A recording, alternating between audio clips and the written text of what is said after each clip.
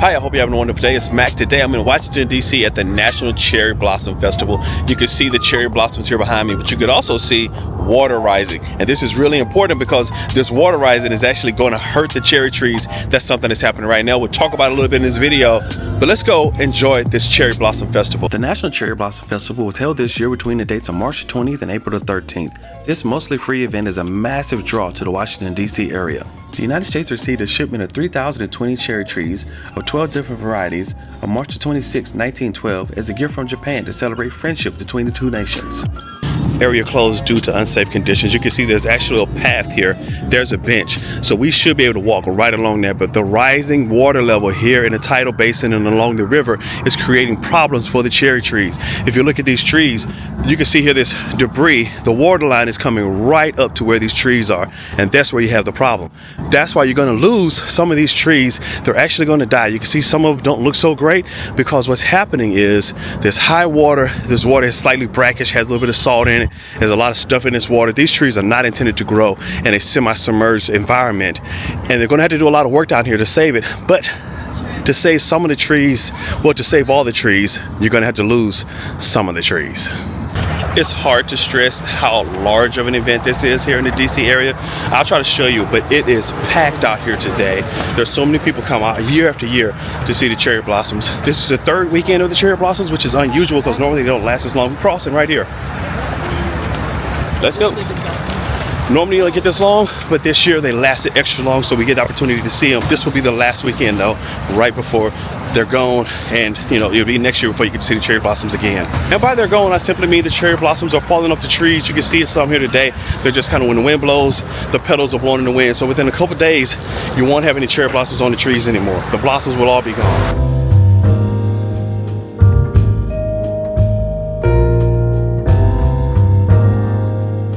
Today it's really exceptionally packed out. I've been out here many years before and haven't seen quite this many people. I don't know if it's just more popular this year, but there are a lot of people here. I'll try to show you exactly how many there are, but it is packed out here today. And everyone's really great, festive, nice feeling out here though. Great vibes.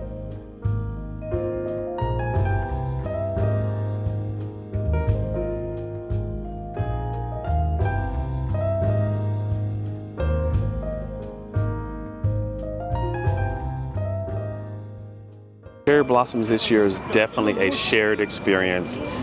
We were down on the end, farther down the river, and we had a bit of space, but down here in the main area around the tidal basin, it is you and your, 10,000, 100,000 closest best friends. So this is definitely a photographer's dream. If you could catch the cherry blossoms hanging over the water, those seem to attract the most attention, but there are just people, throngs of people everywhere taking photos, and the scene out here is really beautiful. It was sunny earlier, but even without the sun, it is still such a wonderful, beautiful experience out here today.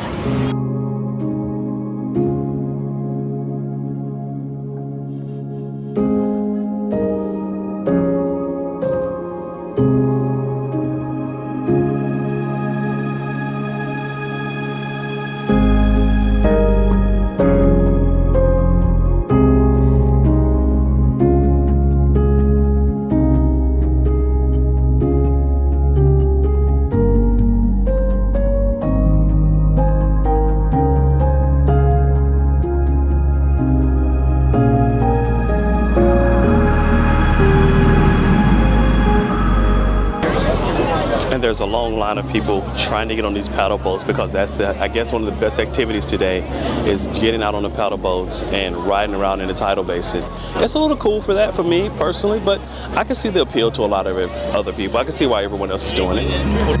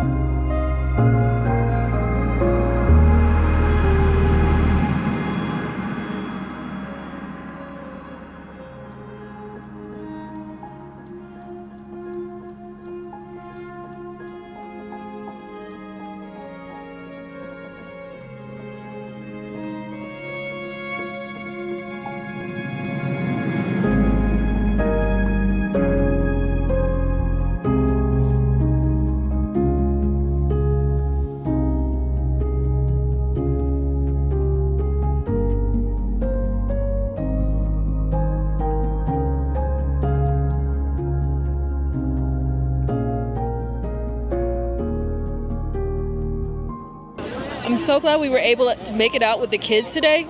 It's been a great trip to DC so far. Some of the rules of the festival are: be a cherry blossom protector.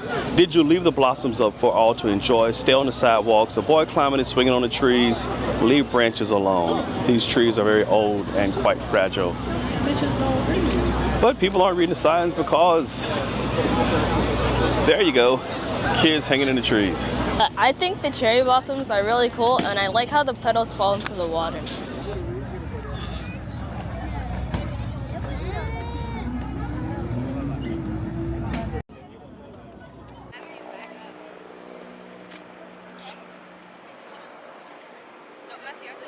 The National Park Service has something out here as well. Let's check this out. It says the National Park Service Cherry Blossom Protector Art. I guess they're selling art. Looks like something from the local school kids put together and drew a couple things. Look at that. Have some maps here. Cherry trees on the mall and memorial parks. So we just stopped and talked to the National Park Service representative, and he was able to give us this great map of this is where all the cherry blossoms are and the different types of cherry blossoms that are here. I didn't know there were all these different varieties of cherry blossoms. I just thought it was one tree. Looks like it's several varieties. 1, 2, 3, 4, 5, 6, 7, 8. Yeah, that's a lot. And he said most of them that we see in this particular area are Yoshino, which is right around the tidal basin area, which is where we are right now. But when we parked at, I guess those were also Yoshino, but we also saw some of the autumn flowering. Yeah. That's what it looked like. Yeah. And we saw some that looked like the weeping cherry as well. Yeah. So yeah, this map is really cool. And the National Park Service just gave it to us. We didn't even have to pay for it. I said, how much is it? He's like, here, you can have it. Wow. And they had a lot of them, which is really cool. This is leaving with us. And there are a ton of great food trucks out here today. They're really doing this festival right. Big cheese, ice cream, a lot of menus, steak and burgers. There's a lot of different options out here. We saw at least 50 different food trucks as we were kind of walking around out here earlier.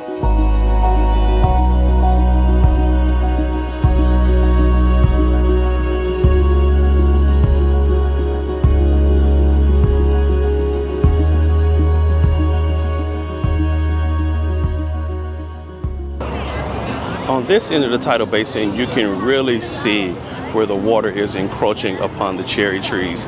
Now, we saw it down on the end on the river section, but here we actually in the actual tidal basin right around this main area, and you can see how this water is coming right up. Think about it.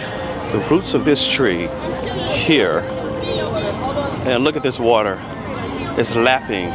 So what's going to have to happen is the National Park Service is going to have to raise this wall up. But to do that, some of these trees will have to be removed. Of course, they're going to be replanted, and they may take, cuttings from them to ensure that that tree lives on in another life as another tree. But here in this section of the tidal basin, you can see how low it is and how this water is encroaching on these cherry trees.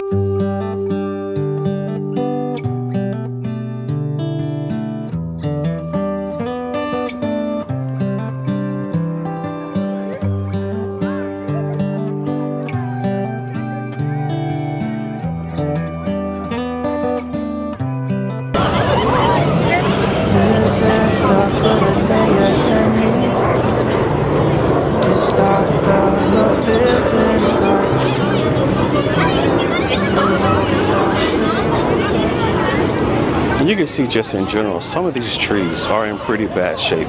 Now, a lot of this has to do with their age. These trees were gifted to the United States around 1912, and they were replanted. But like this one is in pretty bad shape, and a lot of them are. And they say that the reason is in part age, and in part because of damage from all of the water from the tidal basin. Now, there may be other factors as well attributing to the challenge for these cherry trees. They're really beautiful trees, and the National Park Service is going to work hard to make sure they continue to be around for many more generations.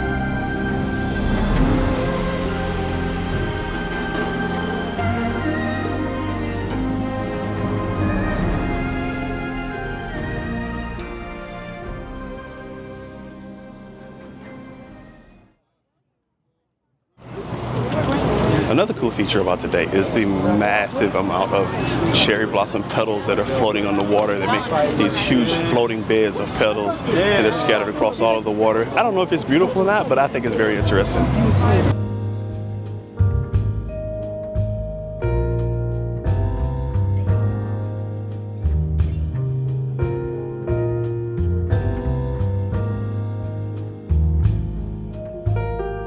Today at the Cherry Blossom Festival is also a kite festival. So there are a ton of people here flying their kites all around the monuments.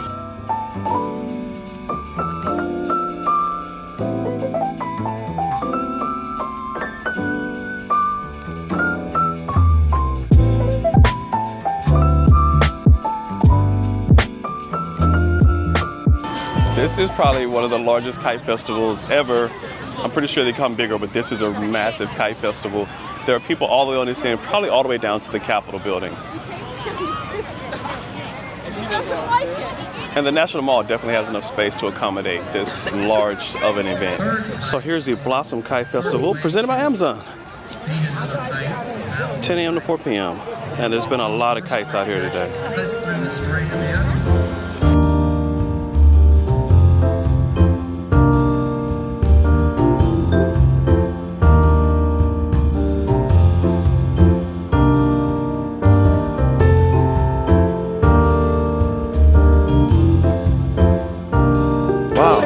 Synchronized kite flying. I didn't even know that was a thing, but there are literally teams of people, and these teams are flying synchronized in this competition as they're going against other teams.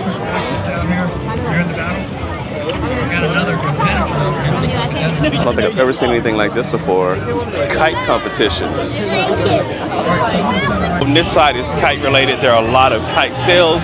There's kite tails, first aid stations, metro, all these nice little pavilions set up. This is a whole massive festival within a festival. You get the cherry blossom, and you also get this beautiful kite festival within the cherry blossom festival. DC is really doing it big on this one. Such a beautiful experience.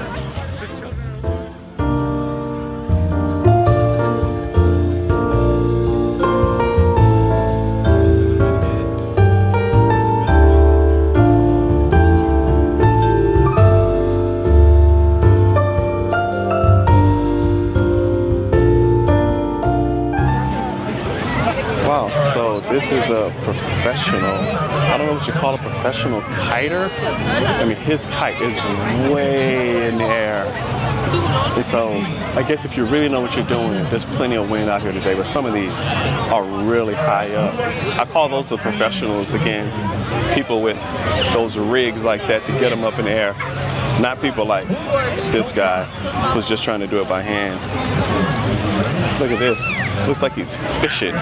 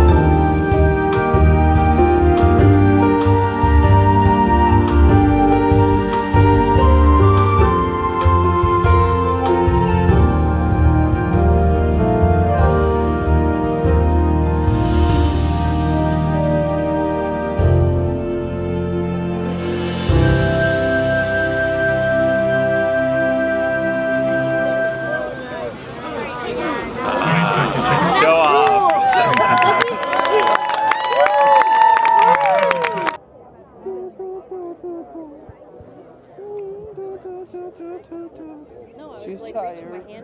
She's tired. Well, it was really awesome to see those professionals with the kites. I didn't even know that was a skill that existed. Synchronized kite flying. That just looked so good. It had everyone in the crowd completely mesmerized. So we took some time and looked at the kite competition as far as synchronized, but there are also competitions as far as trying to knock the other kites out of the air and other kites competitions. I didn't even know kiting was such, is that a thing? Is that how you say it, kiting? I didn't know kiting was such a big subculture that exists in the world, but it's really cool. I'm glad I kind of got exposed to that today. We're not going to spend much time looking at the competition because the babies are starting to wear down, but we've had a wonderful time out here today. But let's go get something to eat because the day is not done yet.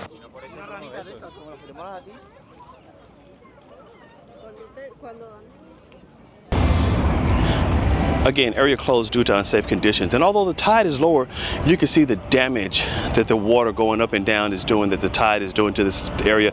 That whole walkway down there is completely unusable and it's approaching these trees. So even when the water is lower, it is creating quite a problem. There's even a tree right back here, which is basically sitting in the zone where the water would be when it's at high tide. That's creating quite a problem for the cherry trees. This is easily one of the largest crowds I've seen in the D.C. area in quite a while. The entire mall, this whole section down here around the tidal basin, everything is packed and completely filled with people. For the National Park Service here, they have a nice setup. I want to ask them about the encroaching water on the cherry blossoms. This is really pretty. Oh, this map's good. Good. How you doing? Can I ask you a quick question? So all the news articles are talking about the water rising, and so is that like a real problem? Yeah, so there's the water rising, and then also the land itself is very old. So through erosion over the years, it's starting to sink a little at parts and into the water. And so you'll see if you visit Stumpy or over by the Jefferson Memorial. This area, and here especially. Here, because I think we were here. The water's pretty high up. Yeah, so that's what we're going to be replacing the seawall. Okay. So we're going to be strengthening it for the next 100 years. It should be able to withstand the water levels. And once we finish the construction, we're going to be putting all the trees that we take out back in. Oh, you're going to take the trees out?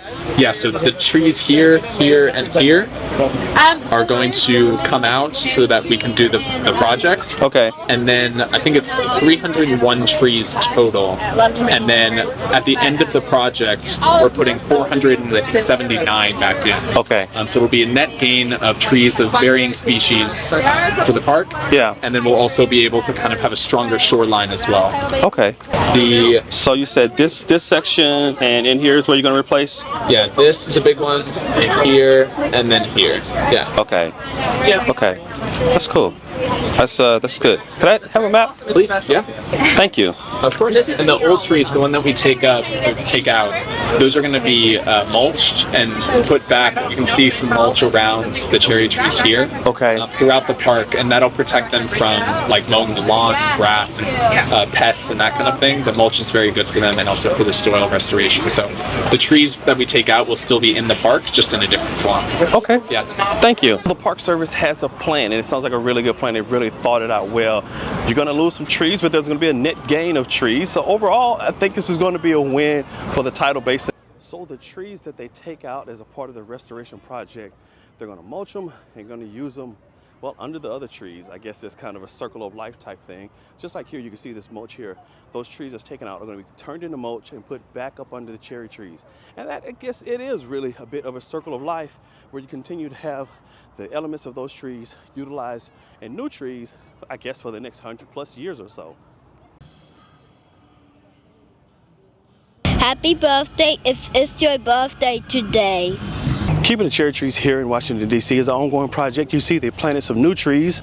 Already these are new. I'm not sure the variety, but they're here and they're great. And they're going to replace some of these older trees because a lot of these are looking a little worse for wear. You see you have this beautiful new tree here, but look at this older tree. Much of it is already dead, and I would call it stumpified. This whole section of that, look at that, is gone. You only have this one section here on the side that's still alive. So a lot of these trees will need these new trees to replace them as the years continue to go on. So that ends up the day with the cherry Blossom Festival. I'm excited about everything that we saw here today, and I'm also excited about what the future for the cherry blossoms is going to be with the restoration projects. Hey, if you like this content, be sure to follow along, like and subscribe. We're going to continue to go on great family adventures, and we'd love to have you with us. Until next time, take care.